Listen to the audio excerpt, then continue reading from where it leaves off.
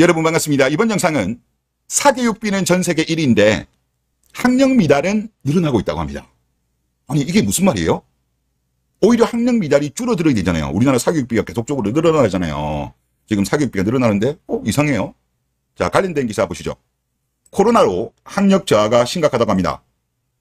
10년 새 기초학력 미달률 중상 같은 경우는 5배, 고2 같은 경우는 3.6배나 폭증했다고 합니다.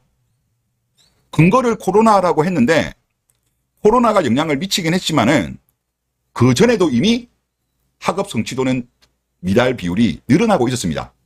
그러니까 본질적인 이유는 저는 아니라고 봐요. 코로나로 약간 이제 더 늘어난 거는 맞지만, 자, 표를 보시면 중3 같은 경우 국가 수준 학업 성취도 평가 기초 미달 비율이 4.0이었습니다. 2011년도. 그런데 2022년도 13.2로 무려 3배 이상 폭증했어요.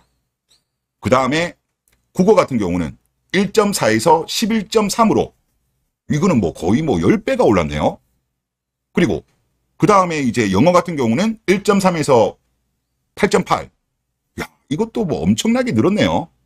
자, 고등학교 2학년 같은 경우도 지금 수학 같은 경우 4.4에서 15.0. 4배 가까이 늘었어요. 그 다음에 영어 같은 경우도 3.6에서 9.3. 10년 사이에 이렇게 폭증할 수가 있나요? 그 다음에 국어 같은 경우도 2.0에서 8.0으로 폭증했습니다. 기사에서는 분명히 코로나로 인한 거라고 했지만 제가 여기 선을 좀 그어뒀어요. 아마 보시면 제가 2020년도 그리고 2019년도 선을 그었는데 코로나가 2020년 2월에 발생했습니다. 그렇기 때문에 2019년도 같은 경우는 코로나 발생 전이라는 거죠. 자, 2019년도 같은 경우 예를 들어서 수학 같은 경우도 지금 9 정도 나왔어요. 그리고 다른 국어라든가 영어 같은 경우도 이미 증가하고 있었고, 그리고 중3 같은 경우도 다시 보면 2019년도 같은 경우는 12%가 조금 안 됩니다. 하지만 2011년도에는 4.0이었어요. 그러니까 코로나로 인해서 더 늘어난 거는 맞는데 코로나 이전에도 학업 성취도에 있어가지고 기초 미달 비율이 늘어나고 있었다는 거예요. 문제가 있다는 거죠. 이 문제가 어떤 문제일까요? 이해가 저는 좀 안 되더라고요, 처음에는. 아니, 대한민국의 사교육비가 전 세계 1위고 또 과거에 비해서 각 가정마다 아이를 적게 놓다 보니까 집중적으로 지금 투자하는 분위기입니다. 그러다 보니까 2024년도 같은 경우 사교육을 받는 비율이 78.5%예요. 전체 학생 중 사교육비 지출 참여 학생 비율이. 그러니까 과거보다 늘어나고 있어요. 그리고 우리가 가정 같은 경우도 각 가정이 경제적으로 힘이 들더라도 가장 늦게 비용을 줄이는 게 사교육비입니다. 웬만하면 사교육비는 안 줄어들어요.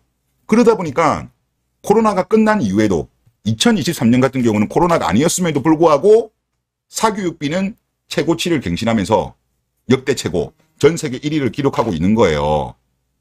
그러니까 지금 우리나라에는 뭔가 문제가 있는 겁니다. 그러면 뭐가 문제일까요? 제가 볼 때는 노산이 가장 큰 이유라고 생각됩니다. 자, 2023년도 산모의 평균 출산 연령이 33.6, 10년 전만 하더라도 31.8, 그리고 20년 전만 하더라도 29.7이에요. 그러면 엄청나게 지금 늦어진 거예요. 그리고 산모의 노산의 비율로 보더라도 지금 2023년도 같은 경우 만 35세 산모가 지금 29.3하고 6.9를 더하면 무려 36.2 정도 나오네요. 엄청나게 많은 거죠. 그런데 과거 10년 전만 하더라도 20.2밖에 안 됐어요. 그리고 20년 전 같은 경우는 한 자릿수도 안 되는 8.5 정도밖에 안 되었습니다. 그러니까 당연히 건강하지 않은 아이가 폭증하는 거죠. 비율상으로 봤을 때. 그리고 산모가 이제 노산인 경우에는 경계성 지능인 아이들이 많이 나올 수도 있습니다. 지금 우리나라 같은 경우는 경계성 지능인 경우가 지금 521만 명 중에 67만 명, 13% 정도 추정된대요. 이 아이들 같은 경우는 특수교육 대상자가 아니에요. 어떻게 본다면 사각지대인데 지금 이 친구들의 비율이 13%고 아마 이 친구들의 상당수가 학력 미달로 아마 나올 겁니다. 이 친구들이 아마 대부분일 거예요.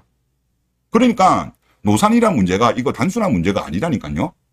그런데 우리나라 K녀들 같은 경우는 이것에 대해서 노산이라고 가스라이팅 하지 마라, 노산이라고 여자를 내려치지 마라, 이렇게 반응을 하고 있습니다. 그리고 심지어 이런 경우도 있더라고요. 왜 내가 어릴 때 주위에 이렇게 현실적인 노선에 대한 이야기를 해주는 사람이 없었냐면서 또 남 탓하는 경우도 있습니다. 근데 우리나라가 왜 이렇게 되었을까요? 2000년대까지만 하더라도 30살 넘으면 노처녀 하면서 비판하고 조롱하고 그런 분위기였어요. 그런데 이런 분위기가 갑자기 바뀌게 된 거는 여자들의 목소리가 커지면서 언론이라든가 정부라든가 뭐 각종 지식인 이런 분들이 여자들 눈치를 보기 시작했어요. 그러면서 나이에 대한 비판의 목소리가 줄어들었어요. 시시하게 된 거죠. 결국은 이 사태가 이렇게 됨에 있어가지고 여자들 탓이에요.